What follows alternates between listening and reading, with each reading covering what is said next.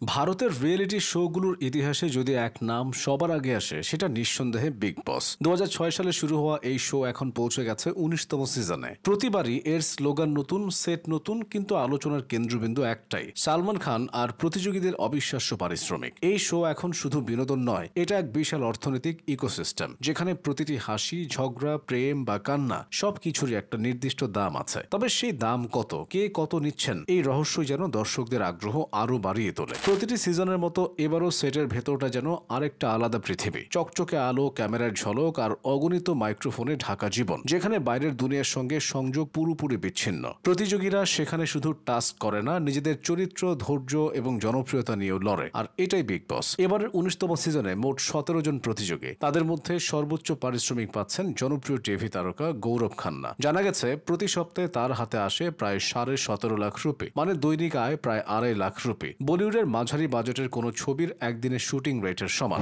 এরপরেই রয়েছেন সঙ্গীত পরিচালক ও গায়ক আমাল মালিক। তার সাপ্তাহিক পারিশ্রমিক প্রায় 8.75 লাখ রুপি, অর্থাৎ প্রতিদিন প্রায় 1,25,000। মজার ব্যাপার হলো, শো চলাকালীন তিনি ঘরে বসেও গান রচনা করেন, আর তার সেই মিউজিক সেগমেন্টগুলোও ভাইরাল হচ্ছে সোশ্যাল মিডিয়ায়। এই সিজনের অন্যতম আকর্ষণ আশনুর কৌর, যিনি টিনেজ থেকে ভারতীয় টেলিভিশনের পরিচিত মুখ। তার সাপ্তাহিক পারিশ্রমিক প্রায় 6 লাখ রুপি, দৈনিক প্রায় 85,000। তিনি এই মুহূর্তে ভারতের তরুণ দর্শকদের চোখে অন্যতম রিয়েলিটি আইকন। আরও আছেন নৃত্যশিল্পী ও ইনফ্লুয়েন্সার অ্যাভেজ দরবার। টিকটক ও ইনস্টাগ্রামে কোটি ফলোয়ারের এই কন্টেন্ট ক্রিয়েটর শোতে ঢোকার আগে ছিলেন সেলিব্রিটি। তার পারিশ্রমিকও আশনুরের সমান, প্রায় 6 লাখ রুপি সপ্তাহে, যদিও তিনি মাত্র 4 সপ্তাহ টিকে থেকেই ছিটকে গেছেন। বিগ বস শুধু তারকা তৈরি করে না, তারকা গড়ে। প্রতিটি সিজনেই কিছু নতুন মুখ আসে যাদের নাম হয়তো আগে কেউ শোনেনি। তাদের জন্য এই শো এক বিশাল প্ল্যাটফর্ম। তবে পারিশ্রমিকের অঙ্ক সেখানে তুলনামূলক কম, সপ্তাহে প্রায় 1 লাখ রুপি, মানে প্রতিদিন 14 থেকে 15,000। কিন্তু তাদের কাছে এই টাকাটা নয়, এই মঞ্চটাই আসল সুযোগ। কারণ বিগ বসের ঘরে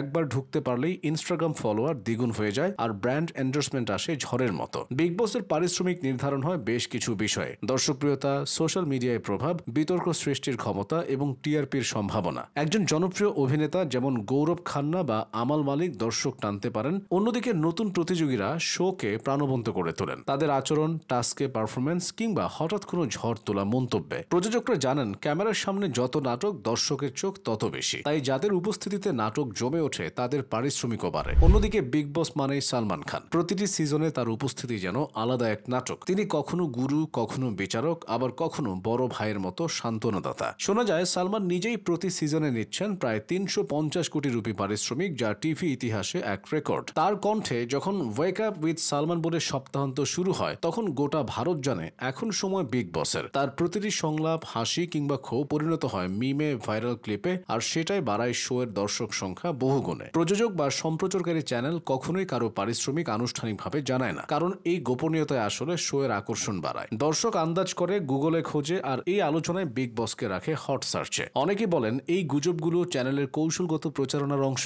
কারণ যত বেশি আলোচনা তত বেশি ভিউয়ারশিপ, আর টিআরপি মানেই অর্থের স্রোত।